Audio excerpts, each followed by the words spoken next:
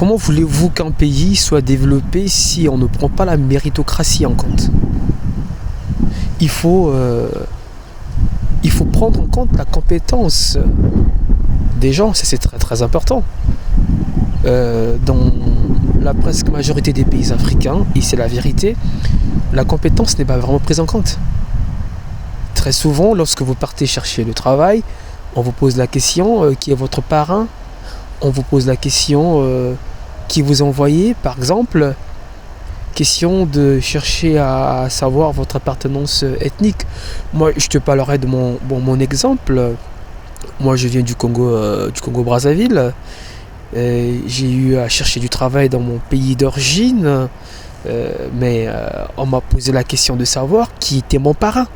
Je vais pas dire dans quel ministère j'ai eu à déposer mon dossier, je vais pas dire où est-ce que je suis passé, mais on me l'a posé cette question. Monsieur, qui est votre parrain? Ou qui est votre père, par exemple?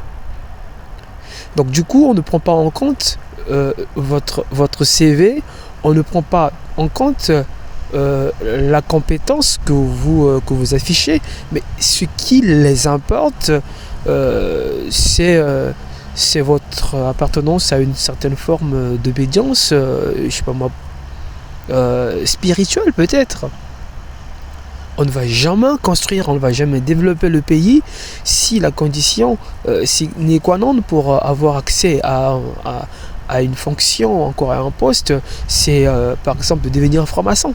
Et ça c'est très fréquent, pas qu'au Congo, même au Cameroun, dans plusieurs pays en Afrique subsaharienne, où on oblige les gens à le devenir. C'est une vérité que nombreux ne veulent pas entendre, mais c'est réel. C'est réel. Mais en France, j'ai déposé mon dossier. J'ai été recruté. En France, je ne vais pas dire là où je travaille. Sans pourtant qu'on me demande qui m'a envoyé. Sans pourtant qu'on me demande c'est qui mon parrain. C'est vrai que voilà, dans certaines entreprises en France, il y a du racisme et tout. Mais très souvent, avouons-le, que la France recrute beaucoup des gens sans pourtant tenir compte de leur couleur de peau, de leur appartenance ethnique. Sans pourtant qu'on vous impose à devenir franc-maçon ou encore à appartenir à une quelconque secte. À une secte, pardon, excusez-moi, quelconque.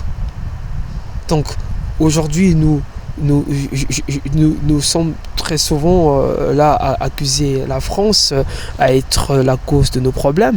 Mais est-ce que c'est la France qui vous pousse à dire aux gens de devenir franc-maçon pour avoir accès à une fonction quelconque?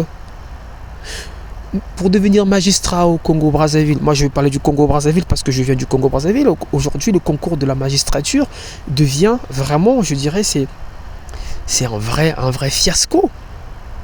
Il faut payer de l'argent. Et là, je reviens encore sur la notion de la méritocratie.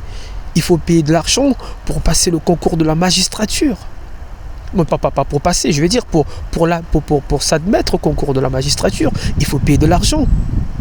Plusieurs concours, même des concours après avoir obtenu votre baccalauréat pour aller dans des écoles, dans les différentes écoles de l'université Maringouabi, il faut payer de l'argent.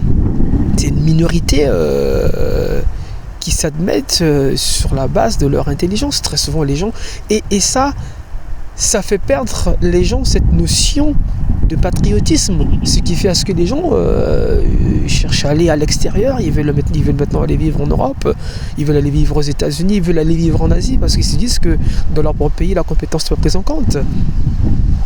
Donc c'est pas la France qui vient dire à ceux qui organisent le concours de la magistrature de prendre de l'argent. À un moment donné, évitons de tout le temps culpabiliser la France. Nous sommes nous-mêmes la cause de nos propres problèmes. Voyez-vous? Et donc à un moment donné, je pense que on ne peut pas développer un pays si le système éducatif n'est pas vraiment pris en compte, si la compétence n'est pas prise en compte.